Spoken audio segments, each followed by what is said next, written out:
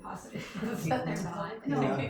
I mean, it can be after. Now they're thinking the commission could say, gosh, because the park committee did all the work, there's not a whole lot for us to do other than open the hearing, testimony, Okay, so you just nobody want here, to, we okay, can do it on Yeah. the great motion. Fine, that works. Yeah. I'm not asking for any changes, just you wanna make it. Right, make it easy. Mm-hmm. Did all the heavy lifting already. All right, I'm gonna take it off of mute. Oh, so 6 Are we o'clock, ready? isn't it? You ready? John's ready. Recording in progress. I am calling the meeting to order at 6:01 p.m. Roll call, Necas, here. Eka, Here. Godown. Here. Amundson and Jennings excused absence. Would you join me in the pledge of allegiance? I pledge allegiance to the flag of the United States of America, and to the republic for which it stands, one nation, under God, indivisible, with liberty and justice for all. Any additions or deletions to the agenda? No? Approval of the minutes from our meeting of April 13th. I make a motion that we approve the minutes from the April 13th meeting. Do we have a second? A second. All in favor?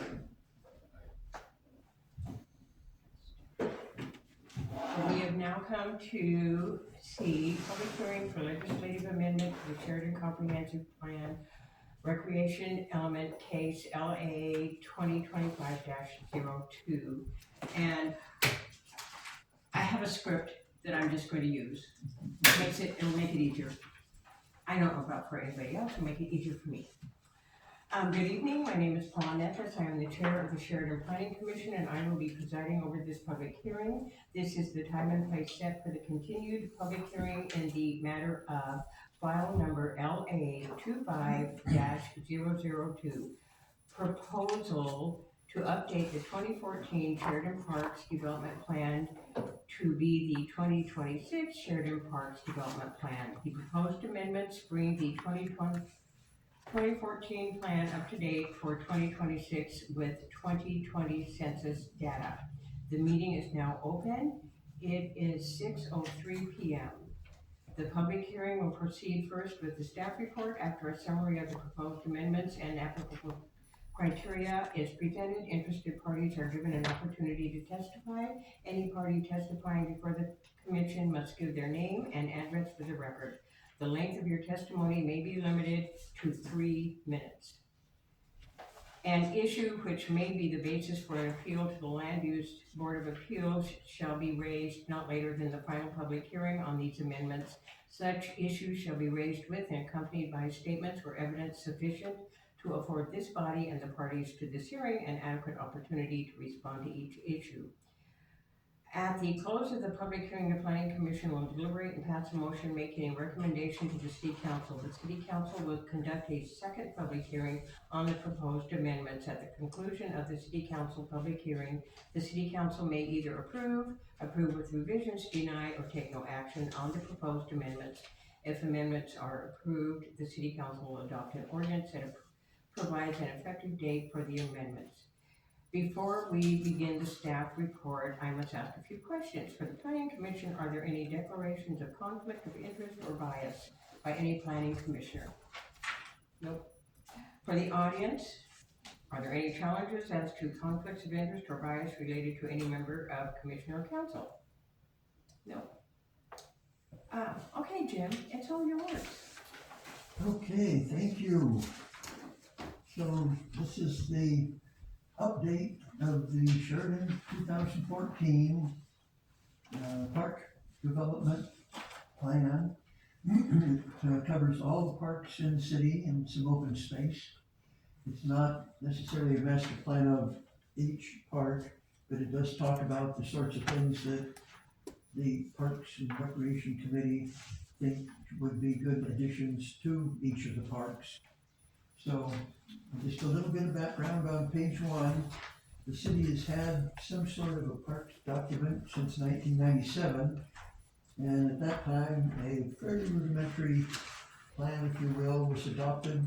And its primary reason for being adopted was to be the basis for a park system. Excuse me, I forgot to turn the switch on. Its primary purpose was to be the backup for adopting a park systems development charge.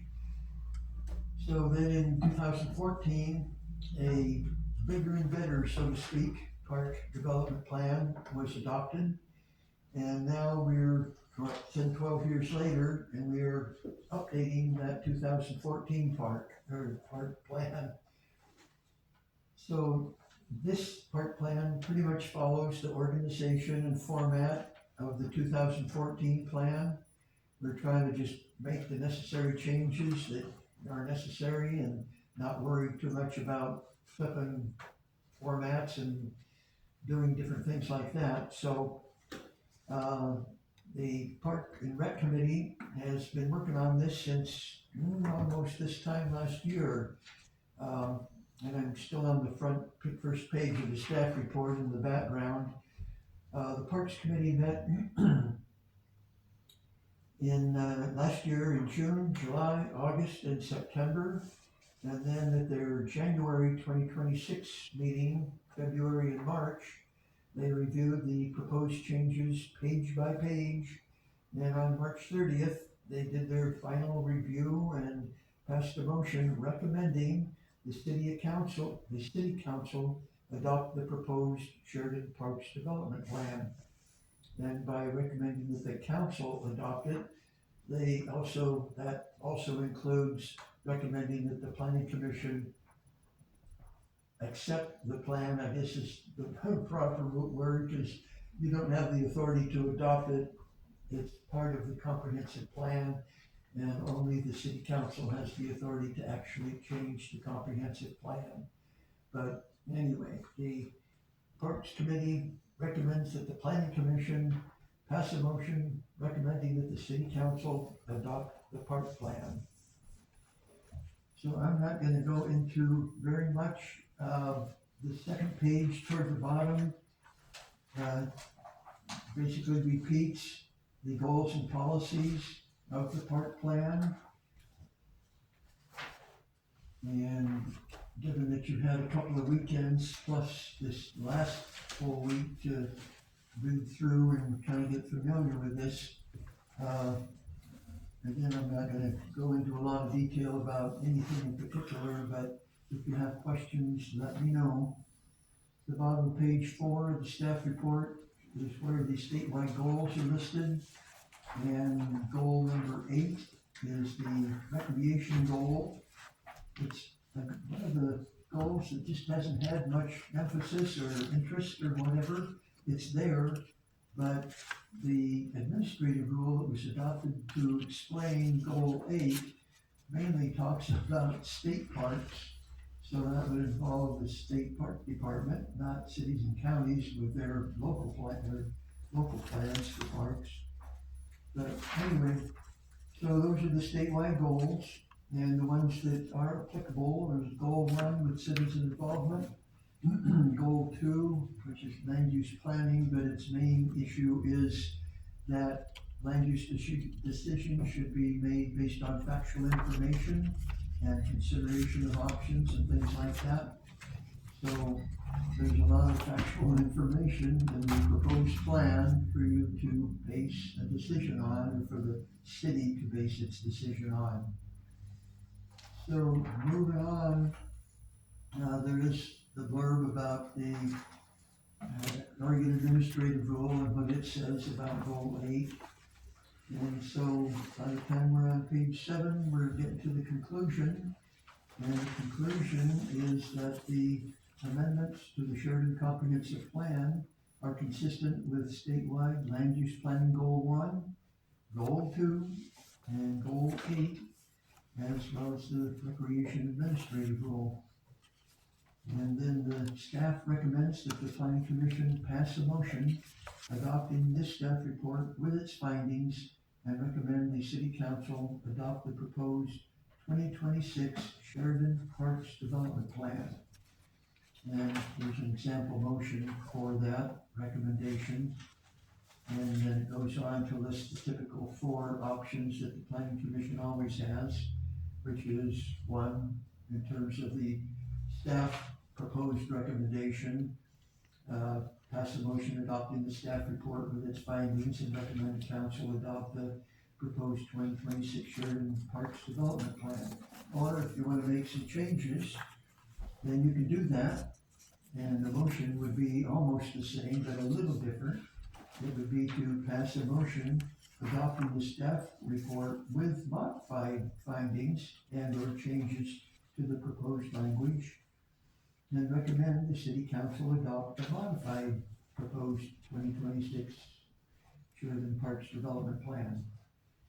And then there's always the option to deny or recommend that the work be denied. So the third option would be to pass a motion adopting the staff report with modified findings supporting a denial, and recommend the city council deny the proposed 2026 Sheridan Parks Development Plan.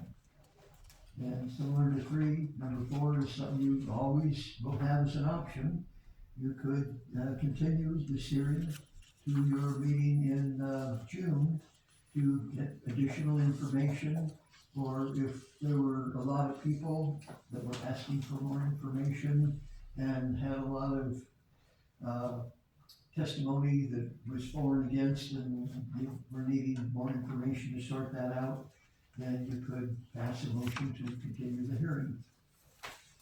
So that's the staff report, and the item after that is attachment 1. That's roughly 60 pages, but it's the Parks Development Plan, and it's the markup version.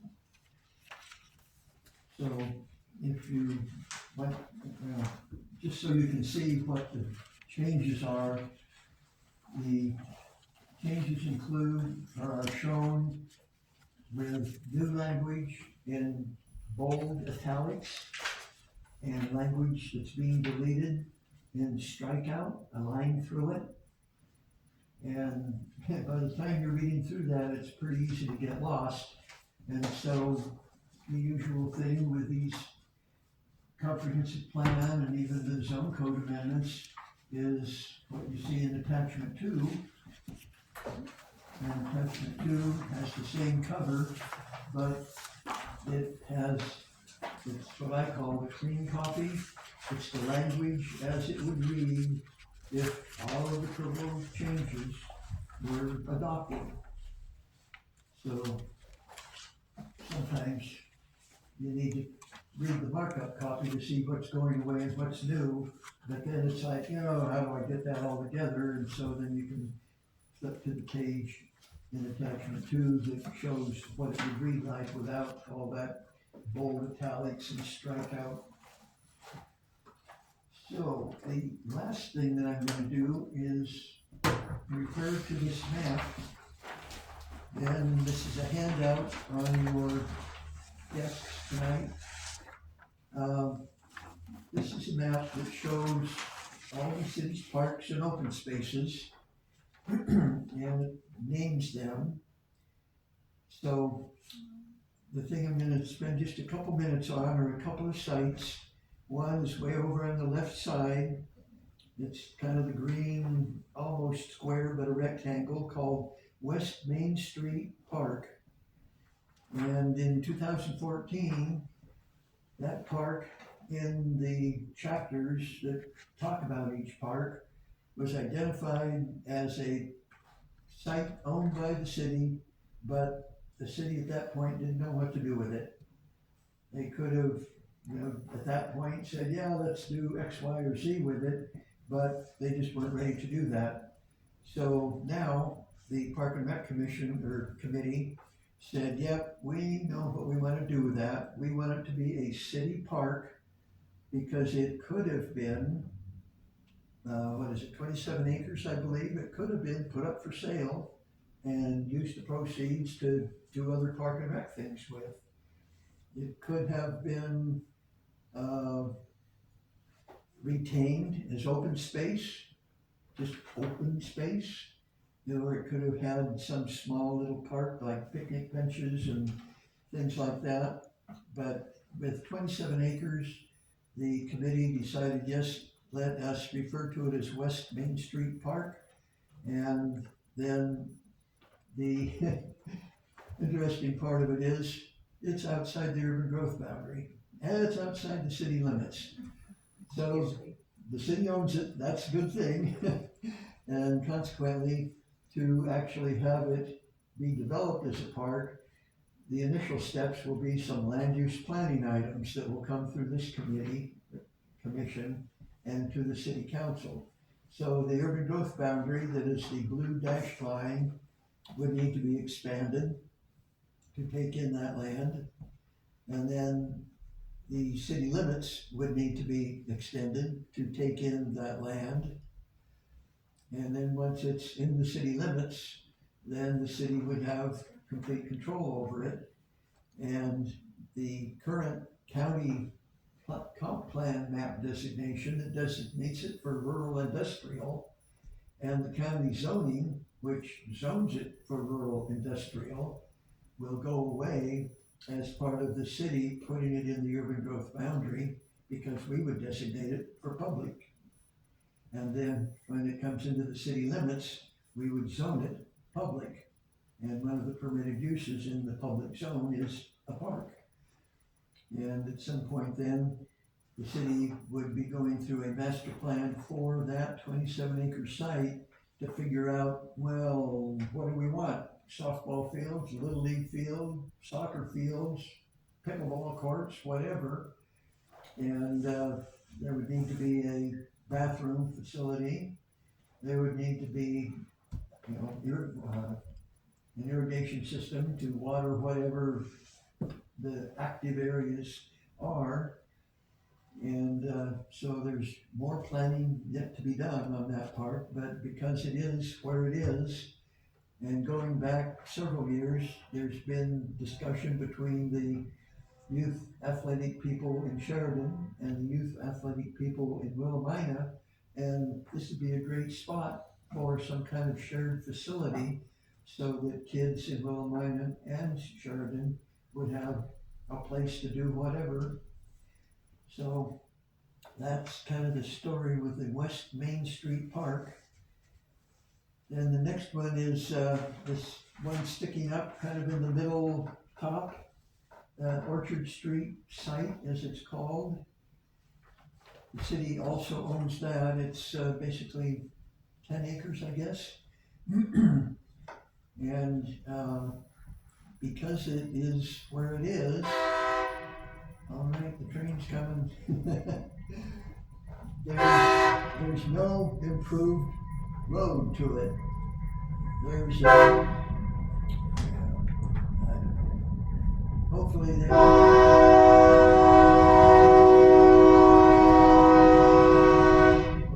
won't do what they always do, is they're going across Bridge Street. So if you kind of look over to the right side of the park, you see some pretty close together parallel lines that are 90-degree angles. Those are actual public rights of way, but if you go out there and look at it, it's all just grass seed fields or whatever. You wouldn't know there's any public rights of way out there at all, but that is how you would get to that park site. And the main road, so to speak, would be Richard Street, and it's mainly just gravel, and it's narrow.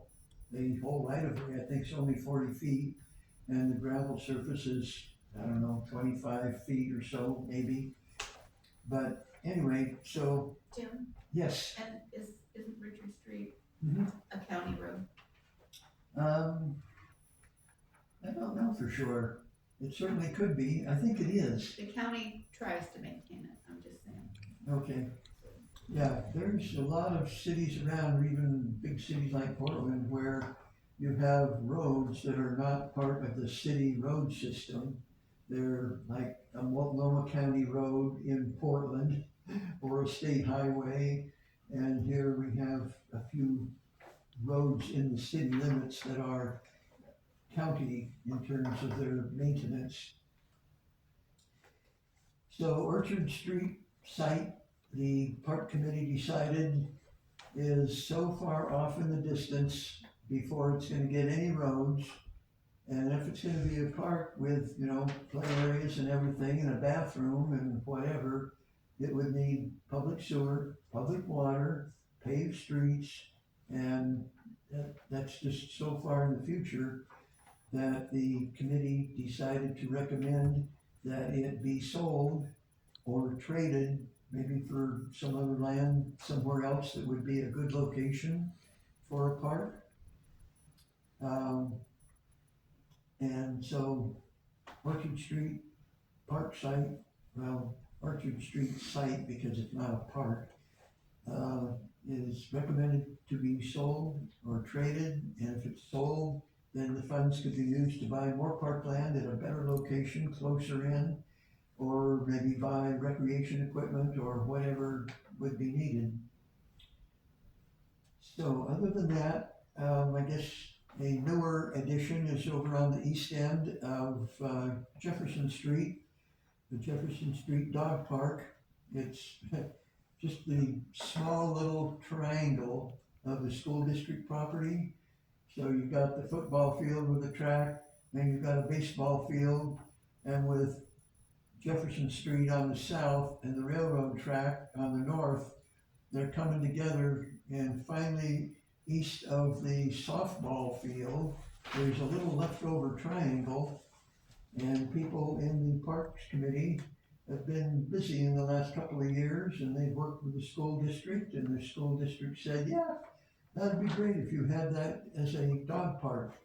The school district would retain and is the owner, but they are allowing the city to put in a 4-foot high cyclone fence, and they kind of graded it and did quite a bit of work and put in some arborvitae along the railroad tracks.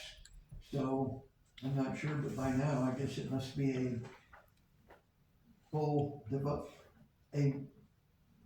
developed enough piece of property for people to use it as a dog park. I'm sure there's other things that could be added, maybe a drinking fountain for people and a dog fountain. They have a combo dog fountain, drinking fountain. Potentially something like that could be added. But anyway, so that's new. And I guess since the 214 plan, the Veterans Memorial, a little bit west on Main Street at the intersection with Florence, and I'm sure I don't need to describe it anymore. You've no doubt been by it hundreds of times, but that was a small piece of property that Dick Pay owned, and the city was looking for a site, and he said, well, boy, this is such a weird little leftover that he didn't know what he was gonna do with it. And so the city had a kind of a little weird leftover piece off of, let's see, not Sherman, I guess it's Sherman, and just west of Florence. Anyway, it was an odd shape, and so basically, 8 years ago or so, the properties were traded, and so Dick Pay got a piece of, it's like a long skinny thing that the city couldn't use and didn't want to use, and it was next to a property he owned, so he could put it to use. And the city got this property that's just south of Main Street and with river frontage, and it is Veterans Memorial Park. And just on the east side of the park is some, so to speak, leftover, but Florence Street public right-of-way. And right now, that's a gravel parking lot to serve the park. And because it's right-of-way, it's under the control of the city. And in the park plan, it calls for that gravel area to be paved. And so, I don't know what, funding, you have to work with the budget committee to get all these things funded, but I'm not sure when paving the south remnant of Florence Street right-of-way will get funded, but, anyway, it's part of the park, and the city may even wanna just, vacate the right-of-way. And I believe on the east side, there's a private property owner, so with the street vacation, it basically gets, half goes to one property owner on one side, half goes to the other property owner on the other side. So the city would get the western half, the western 30 feet, the property owner on the east side would get that 30 feet. But potentially, the city might want to work with that property owner, and if the property owner wants to work with the city might be able to buy that property and have even more frontage on the river, and then dedicate or vacate the street right of way. And because the city would own the land on both sides, the city would be the owner in fee simple of the east and west halves of the public right of way. So anyway, and I guess you're aware of the work being done, just north of the Hebert Memorial Pavilion. And all that work is down there. That's not on the Hebert property, but it's on the property that is what will be called Morgan Street Park. And Morgan Street Park's a, 2.3 acre area. If you go up Morgan Street, then it runs right into the river. And on the east side of Morgan Street is where this 2.3 acres is, and it goes down to the river all the way over to Bridge Street.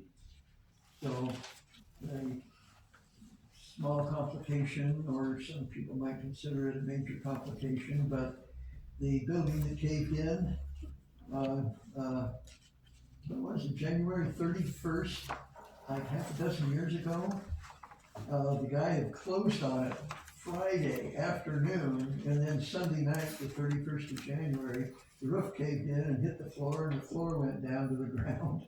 So it's kind of been there all that time, and he demolished most of it, but there's some of the concrete, I guess you'd call them posts and lintels, that are still there. And Liam has commented to me that some people are referring to it as the Sheridan Stonehenge, I guess. So, That's a good one. anyway, there's some funding that's obviously been set aside, and some donations and everything too. So that wall that's new down there and being kind of filled in behind, it'll be a ped path underneath the bridge, so you can get from just the very small Chestermore Park on the east side of the bridge, which it's hard to know where it is, but if you're in the, I guess it's an IGA now, isn't it? Yes. If you're in the IGA parking lot, and then you go to the river and you look down over the bank, you're looking down onto Chestermore Park. It's what's down there. So connect that under the bridge with the work that's going on right now, and that would connect to Morgan Park, and then also there would be a ramp up to the Hebert Memorial Plaza. So anyway, that is enough. I just been trying to run through some of these things, because I can imagine that with all the chapters and pages to read, as you were going through them, it's kind of like, okay, this, that, the other thing, and 20 pages later, it's hard to put it all together and kind of make sense out of it. But if you're looking at a map and have somebody be able to just say what's going on at these 3 areas or 4 areas, then that would help you have a reasonable understanding where you can easily tell somebody, yep, we got a 27-acre park way out in the west end of town, and when it's in the boundary and in the city limits, it's gonna be a great park. So that's my staff report. Sorry I took so long, but I'm done. Thank you, Jim. So, do we have any questions for Jim? Anybody? Not really. Parks Committee went through a lot of work. You can tell they spent a lot of time. I think they're taking into a lot of consideration, Yeah. the academics side of things for the kids. Yeah. I like that.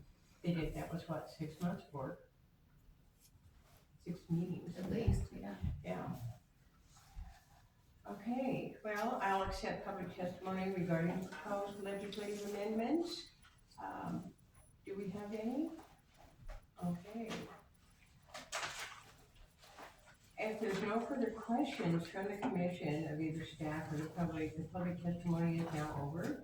I will close the public hearing at 6:31 PM. I will now entertain planning commission discussion on the application. I went back and forth and back and forth. I think it was really good. I'm- You did a fantastic job on it. I think so. Thank you. Quite a bit of detail Yeah. in there, and the agreement to sell the Orchard Street property makes, or trade it, makes total sense. Well, I think there's wetlands involved, there's a lot There's a more lot else involved there. involved that, you know, if it could be cultivated, somebody would buy it and we could use the funds for a lot of purposes that applies to this. Right. Evidently Hampton is not averse to that either, so. Yeah, and originally it was a donation to the city from the Hampton Lumber Company. They were pretty good all over the Northwest, wherever they have mills or had mills. They would, donate to all sorts of things going on in the local communities. And so, I don't know, years ago, they donated that to the city. And, I guess, Preston and before him, Heidi, and before her, Frank. All of them have at one point or another double checked with the Hampton people, saying, we're probably not gonna use this land as a park, and you gave it to us for the purpose of park and recreation. And they said, that's okay if you sell it and use the money for another park or for park equipment, that's okay with them. They were very gracious in being flexible and helping the city be able to do what it feels is best for the city. So we'll see how that goes, but I don't know who would buy it with the access being non-existent. And I guess I should mention, it's called Orchard Street site because it's up there at the north end of Orchard Street. And the Orchard right-of-way used to go all the way up there, but it's kind of hard to tell from this map. It's just kind of at the southeast corner where the right-of-way, you can see the parallel lines for the right-of-way. Right. I forget when, but in the plan, I believe it gives the date when the city council vacated about 70 feet of right-of-way when the grass landing field was there. And the parachute jumping school was there. And so now the folks that have the solar facility own the land. And I know Frank talked to the owner of that, and they said, yeah, we'd be glad to talk to you, in terms of dedicating or allowing the city to use that, what used to be right of way. Or even dedicating the 70 feet back to the city. But anyway, there's some options there, and it could be that the solar folks would want to buy that. So That's what I thought. there's probably not a lot of people that would see it as a good spot to bank a lot of money, but if you're a solar farm already right there, they may be the ones. Do we have any more discussion?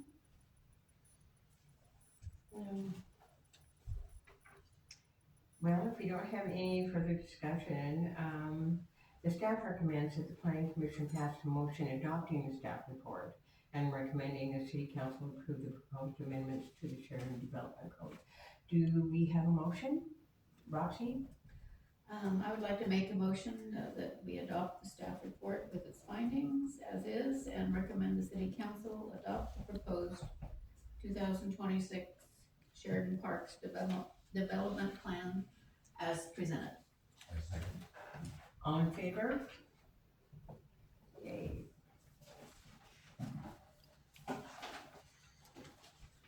So, thank you, that was easy. Thank you, Jim. That was a lot of work. Yes, Yeah, and a lot of paperwork. it took some extra time, just things were not lining up in terms of, doing this on different months and things. And, even right now, the typical process would be next month, the city council would hold a hearing. But next month is June, and that's when the council meeting has the budget on their agenda. And it's kind of a standard thing all over everywhere. Whenever it's June and the hearing, or the city council will have a hearing on a budget, no matter if it's here or Portland, the councils kind of want the budget or the agenda clear of everything except for the hearing on the budget. And often there is almost no testimony about the budget, but if there is, the councils don't want to have a whole raft of other things on the agenda that would just make it a real busy meeting. So the council will hold their hearing on this in July. Okay. And then they will pass, or at least I guess do a first reading of an ordinance, maybe on the hearing night. And then at the next meeting, do the second hearing or second reading and adopt it. And then, as is the case with ordinances, they're not effective for 30 days. So potentially with the hearing in July and then the second reading, and the first reading of an ordinance, and then at the August meeting, the second reading and adoption, then whatever. A lot of times they'll do first and second readings. Pardon me? A lot of times they'll do first and second readings. Oh, at the same time, yeah. And then the third reading for the final, which is 30 Okay, days. yeah, different cities have Yeah. different rules in their charters, and some of the cities that I work with, they can do it all the same night as the hearing and completely done with it. And then others, like here, there's 3 readings, I guess. So anyway, sometime probably in September, the ordinance will be effective. Okay, so on D, the update of the 2014 Sheridan Parks Development Plan to be adopted as the 2026 Sheridan Parks Development Plan. I think we've taken care of that I'm gonna too. leave this here, because I've got one that I have to go to. So now we have E, the public comment period.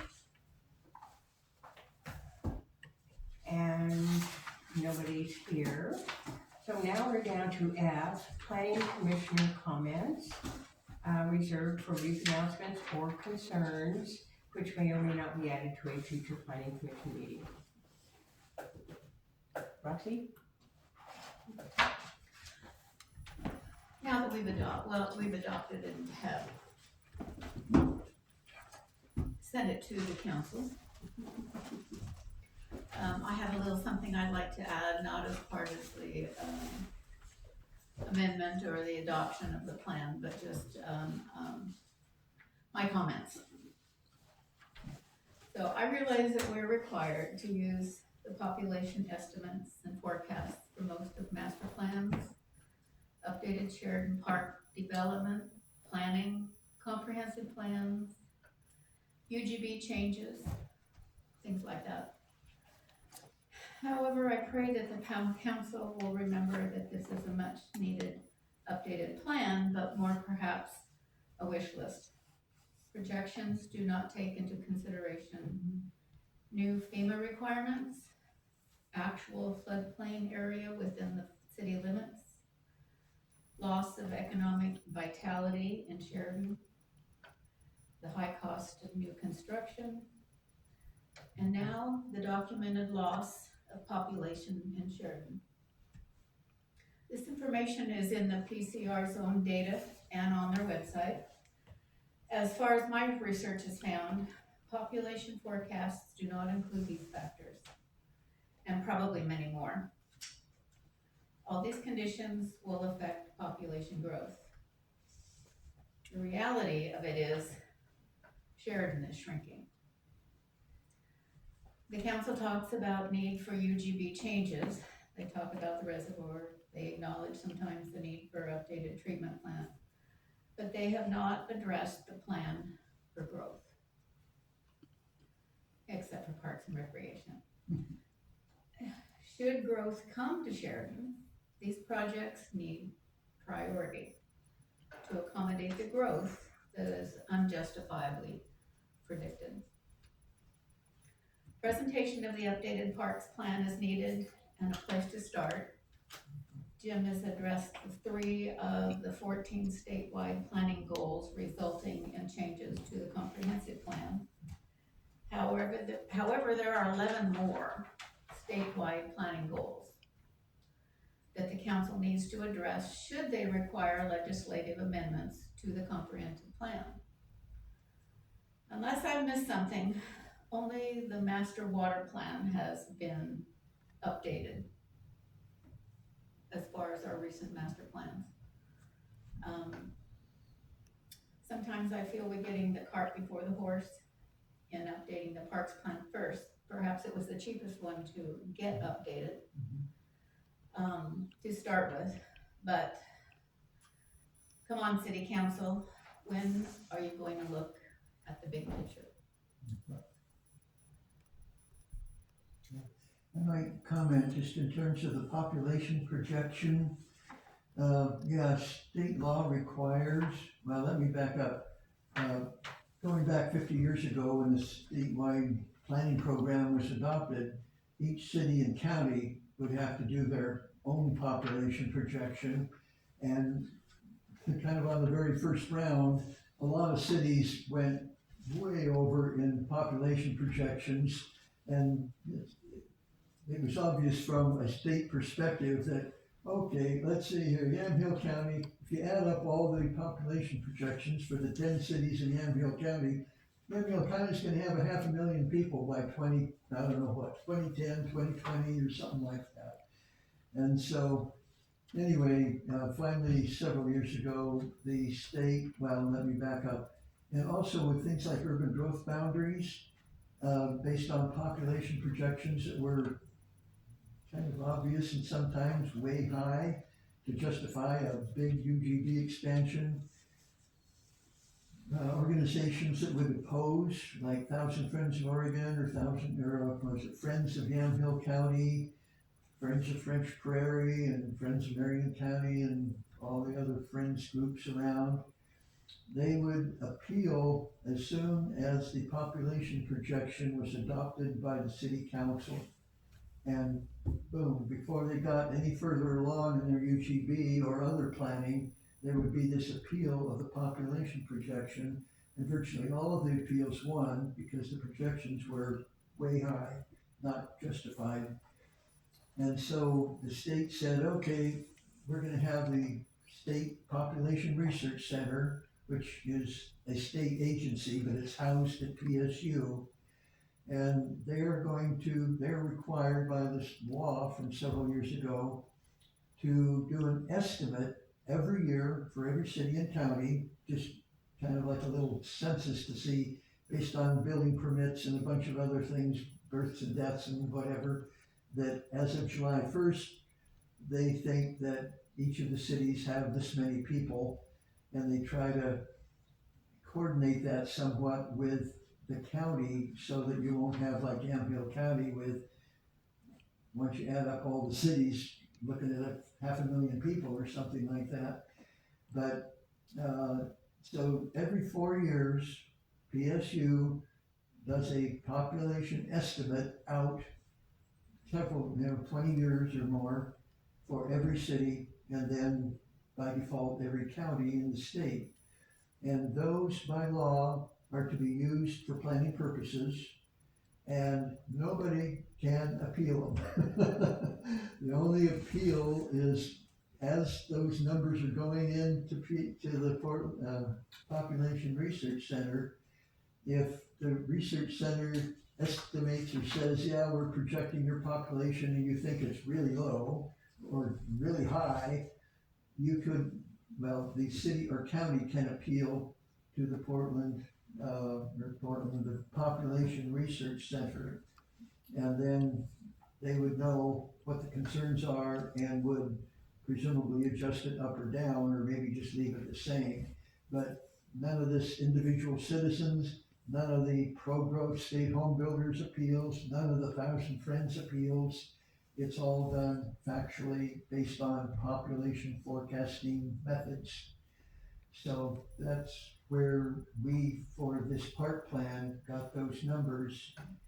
So, oh boy, I'm not remembering when the last 4-year, 22, oh, okay, no, well, it's, 26 will be. yeah, And the prediction, which is on their website, I'll quote, Sheridan data, mhm, as of 2026, well, of course, the year's not over. The Population Research Center projects Sheridan population at 6,347, which has shown a significant annual decline. they're showing 6,000 for what year? This year, they're predicting that by the end of 2026. That's weird, because we've only got like 4,400 and another 1,800 at the prison, and that's where the number roughly 6,000, 6,200 comes from. And 61 back in 2020, Yeah, and so so, in a way, the city's population is a function of how many prisoners are in the prison. And if they're overcrowded, then okay, the number goes up, or if they are discovered to be overcrowding their prison and have to have some, I don't know, released early or go to another prison somewhere else, then they might drop by a couple hundred people, and all of a sudden, as of July 1st, whatever year is coming up, oh, well, Sheridan's population dropped by 200 people. And then the next year, oh, it goes up by 100 or 200. And it's kind of crazy having a federal prison in your city limits, but that's where the 6,200 or whatever number comes from. right. And, anyway, I got this off of their website today, Mhm. and it's, I mean, their own data states that's in a decline. That's Mhm. not just 1 year, not just one time, it's been going down. So Well, that there although- was 6,000 and something? 2026, they're predicting 6,347. And you subtract the 1,804 from the prison? Right, and the prison is not planning on doing any adding on, No. so That's that, a pretty that- stable number. that number should stay fairly stable. I mean, obviously, there's gonna be some, yeah, but there's, that number won't necessarily always get put into our population numbers. yeah, and I mean, you have to ask them what it is, and they'd have to give it to you as of that Yeah. date, July. And I don't know if there's still some rebound from COVID when a lot of people just weren't able to work because everything was shut down and the adult kids moved back in with parents and all kinds of things were happening. Some people, I guess, even moved out of the state, but all the states were affected.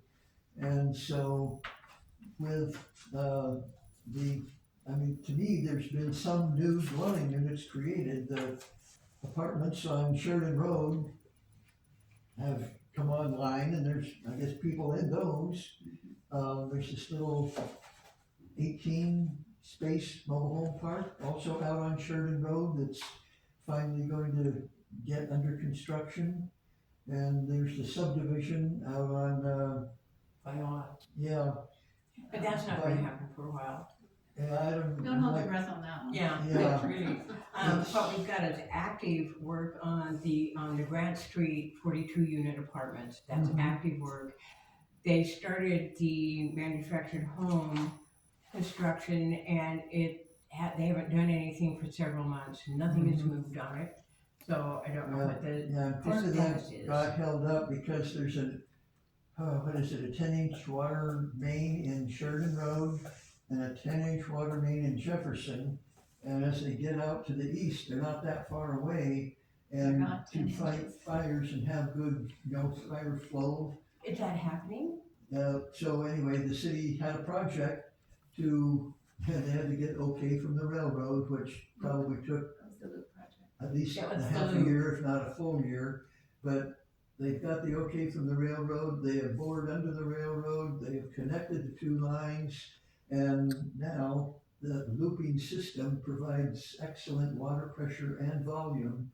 And one of the benefits is for Forest River, that little pond that they have, I mean, Retention pond? it's been there for Yeah. so long, it shows up in the zone map even. Anyway, they had to put that in 40 years ago or something for firefighting But purposes. didn't have any water in it. But yeah, they won't need that anymore, they can go in and scrape it off, take it away, and then whatever the land could be used for, would not have to deal with a crazy little fire pond sitting there in the middle of things. But anyway, the 10-inch line goes right along the east side of the driveway that will serve the mobile home park. Yes. And the park folks said, yep, we'd be glad to have you put your water line in there, we'll grant you an easement for a public line. And the benefit to them was they could run a couple of laterals over to that line, not having to come all the way out to get to the 10-inch line in Sheridan Road. And so for less money, they were able to tap into that 10-inch line to have a loop system in their mobile home park. Yeah, So it was it's a win-win.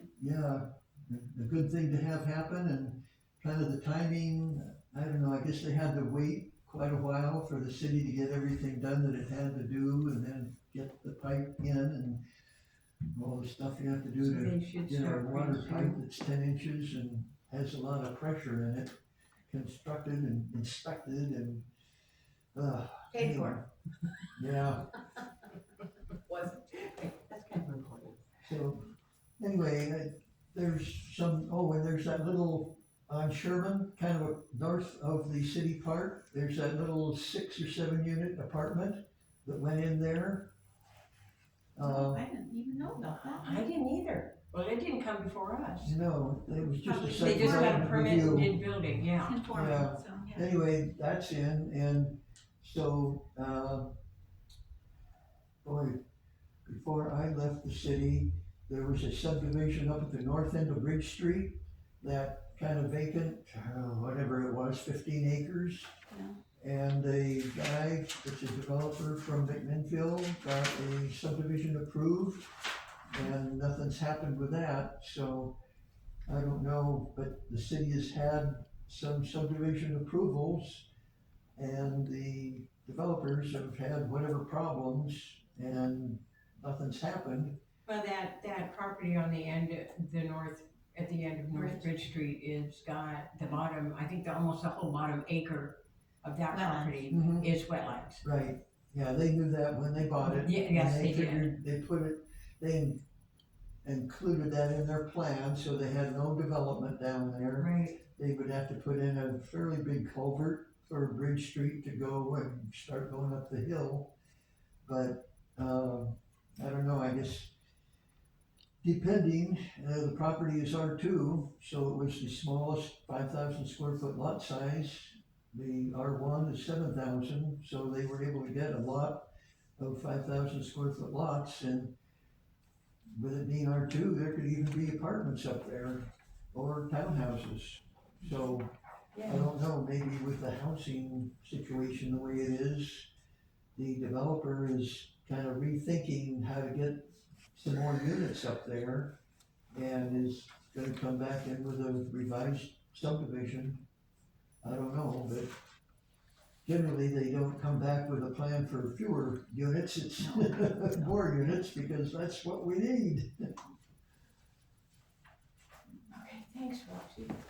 I agree with you. Yes, good big picture thinking though.